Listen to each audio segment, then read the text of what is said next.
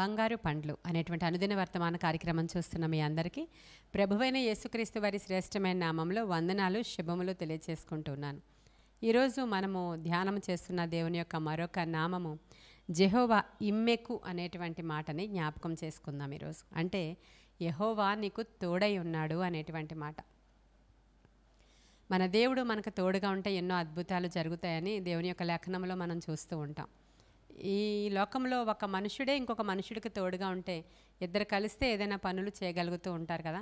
మనము చేయలేనటువంటి, మనము మోయలేనటువంటి ఏదైనా భారం ఉంటే ఎవరైనా మనము తోడు రమ్మని అడుగుతూ ఉంటాం, సహాయం చేయమని అడుగుతూ ఉంటాం. ఇక్కడ మనకి వాగ్దానం చేస్తున్న దేవుడు భూమి ఆకాశాలను సృజించినవాడు. భూమి ఆకాశాలను సృజించిన దేవుడు వచ్చి చెప్తున్నాడు, నేను నీకు తోడై ఉన్నాను కాబట్టి నువ్వు అసలు భయపడొద్దు అని.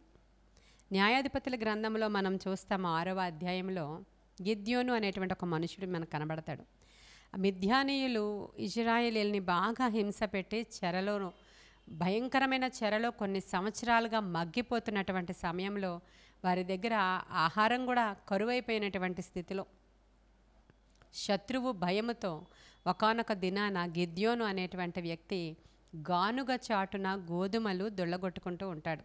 ఎందుకంటే శత్రువు వచ్చారు అని అంటే వీళ్ళని కొడతారని, ఈ యొక్క పంటని తీసుకుని పోతారని, అసలు వీళ్ళ చేతికి పంట రాకుండా చేస్తున్నారని, ఇలాంటి భయాలతో దిక్కుతోచని స్థితిలో కరువులో ఖడ్గములో వాళ్ళు అల్లాడుతూ ఉన్నప్పుడు, అలాంటి పరిస్థితిలో గానుగ చాటుగా వెళ్ళిపోయి గోధుమలను దొళ్ళగొట్టుకుంటూ ఉంటే అతని దగ్గరికి దేవుని యొక్క దూత ప్రత్యక్షం అవడం మనకు 6వ అధ్యాయంలో కనబడుతుంది. దూత వచ్చి ఏమని చెప్తున్నాడంటే, పరాక్రమము గల బలాఢ్యుడా నీకు శుభం, దేవుడు నీకు తోడై ఉన్నాడు అనేటువంటి మాట మాట్లాడుతూ ఉన్నాడు. వెంటనే ఈయనకి తెలుస్తుంది దేవుని యొక్క దూత నాతో మాట్లాడుచున్నాడని. వెంటనే ఆయన ఏమంటున్నాడంటే, గిద్యోను, దేవుడే మాకు తోడై ఉంటే మాకు ఈ కష్టాలు ఎందుకు?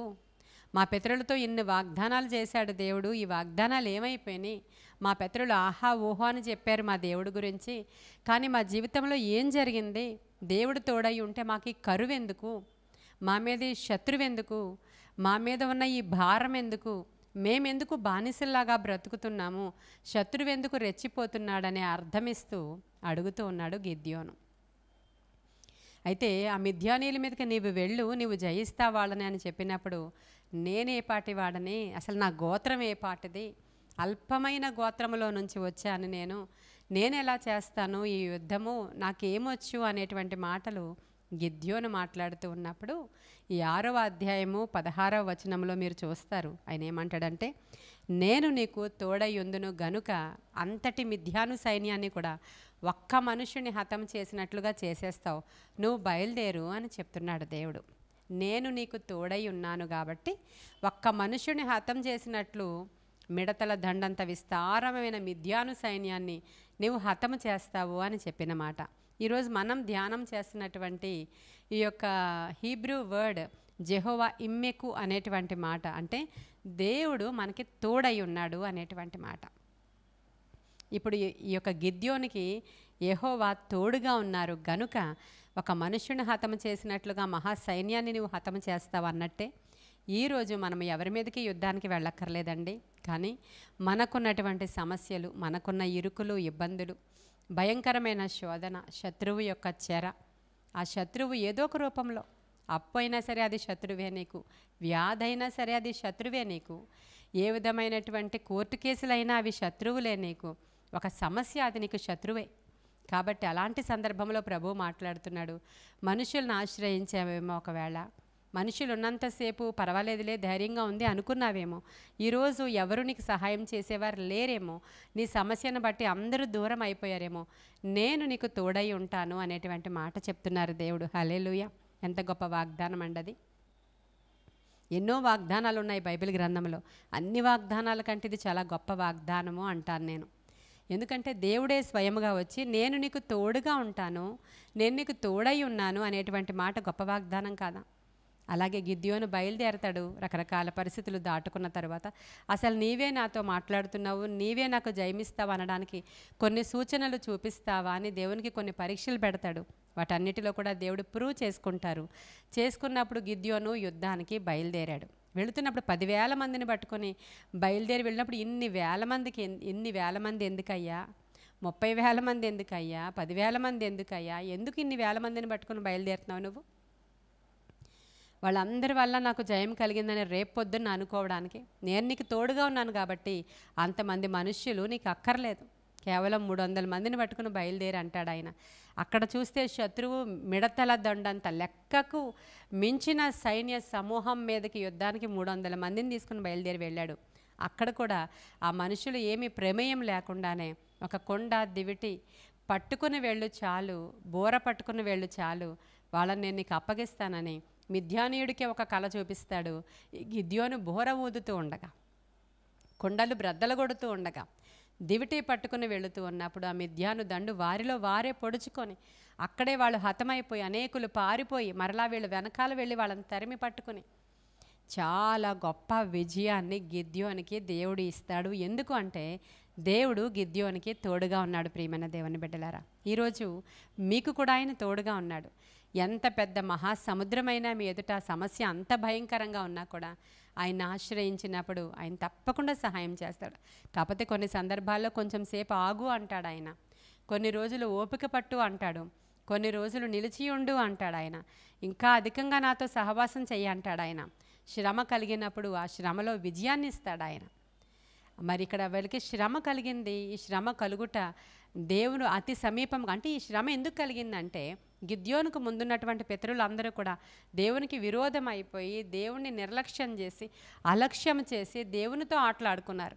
కాబట్టి దేవుడే శత్రువు చేతులకి విడిచిపెట్టేశారు. అంటే దేవుడేం తీసుకెళ్ళి ఇదిగోండి అని అప్పగించడు. దేవుడు చేయి విడిస్తే చాలు దయ్యం వచ్చి మీ ఇంట్లో కూర్చోడానికి. అక్కడ జరిగింది అదే. దేవుడు చేయి విడిచిపెట్టాడు, శత్రువు వచ్చి నెత్తి మీద కూర్చున్నాడు అక్కడ. ఈరోజు నీవు దేవునితో సహవాసం చేస్తున్నావా? ప్రార్థన చేస్తున్నావా? భక్తిలో కొనసాగుతున్నావా? కుటుంబ ప్రార్థన ఉందా మీ ఇంట్లో? ఒకప్పుడు బాగా ప్రార్థనా పరులమండి, ఇప్పుడు లేదు అంటున్నావా? అయితే నీ నెత్తి మీద ఎవరున్నారో ఒకసారి చూసుకోవాలి. మీ ఇంట్లో ఎవరున్నారో ఒకసారి మీరు గ్రహించుకోవాలి. అలా లేకపోతే ప్రభువుని అడగండి. నీవెంత శోధనలో ఉన్నా కూడా ఆయన అంటాడు, ఎప్పటికైనా నీవు భయపడొద్దు, నేను నీకు తోడుగా ఉన్నానని. యెషయా గ్రంథంలో కూడా 41వ అధ్యాయం 10వ వచనంలో ఈ యొక్క వాగ్దానాలు మనకు కనిపిస్తాయండి. నేను నీతో చెప్పాను కదా, నువ్వు భయపడొద్దు, నేను నీకు తోడుగా ఉన్నాను అనేటువంటి ఒక వాగ్దానం మనకు అక్కడ కనిపిస్తుంది. ఒకానొక సందర్భంలో మోషే చనిపోయిన తర్వాత చాలా దిగులుగా కూర్చున్నాడు. మోషే తరువాత నాయకుడైన యెహోషువ చాలా దిగులుగా ఉన్నాడు, భయం వేస్తుంది. ఈ విస్తారమైనటువంటి ప్రజలను తీసుకొని ఎదరికి ఎలా వెళ్ళాలి, నేను కనానుకి ఎలా వెళ్ళాలి, ఎరికో ఎలా దాటాలి, యోర్దాను దాటి వచ్చాము కానీ భయం కలుగుతుందని చెప్పి చాలా దిగులుగా కూర్చున్నప్పుడు అప్పుడు దేవుడు వచ్చి యెహోషువతో మాట్లాడుతున్నాడు. యెహోషువ, భయపడొద్దు, దిగులు చెందొద్దు, విస్మయం అందొద్దు, నేను మోషేకు తోడై ఉన్నట్లుగా నేను నీకు తోడుగా ఉంటాను కాబట్టి నీవు ధైర్యము కలిగి ముందుకు దూసుకొని వెళ్ళిపో అంటున్నాడు. హల్లెలూయా. అప్పటికే యెహోషువ వృద్ధాప్యంలో ఉన్నాడు కనుక అతను భయపడుతున్నప్పుడు ప్రభు అంటున్నారు, నీ ముందర ఇంకా చాలా పనుంది, నీవు నీ వృద్ధాప్యాన్ని బట్టి ఏం భయపడొద్దు, నువ్వు చేయాల్సిన పని చాలా ఉంది, నీ శరీర బలమేమీ ఉడిగిపోదు, ఎందుకంటే నేను నీకు తోడుగా ఉన్నాను. కాబట్టి నువ్వు యుద్ధాలను చేస్తావు, శత్రువును జయిస్తావు, కనాను స్వతంత్రించుకుంటావు, ఎర్రికో కూలగొడతావు, నీ ముందర రాజులను నేను నీ చేతికి అప్పగిస్తాను, ఎల్లవేళలా జయము నీదే అవుతుంది, నేను నీ ముందర వెళతానని ఎన్ని వాగ్దానాలు చేశారో చూడండి.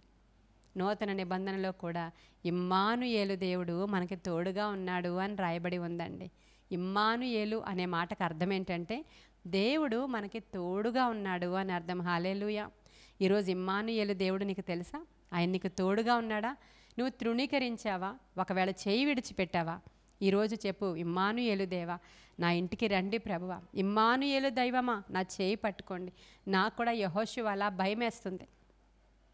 ఇప్పటి వరకు వేరే వాళ్ళ ద్వారా మేము నడిపించబడ్డాం, మా కంపెనీ ఈ విధముగా వేరే వాళ్ళు మేము కలిసి రన్ చేసాం, ఈరోజు వాళ్ళు చేయి విడిచారు, ఈరోజు మా కంపెనీ అంతా కూడా లాస్ అయిపోయింది, ఈరోజు మేము పెట్టుకున్న షాప్లో లాస్ అయిపోయాము, ఈ కంపెనీ ఎవరికి అమ్మాలో తెలియడం లేదు, మాకంతా లాస్లో నడుస్తున్నాం, ఒక్కసారి మీరు వచ్చి నా చేయి పట్టుకుంటారా అని అడుగుతారా?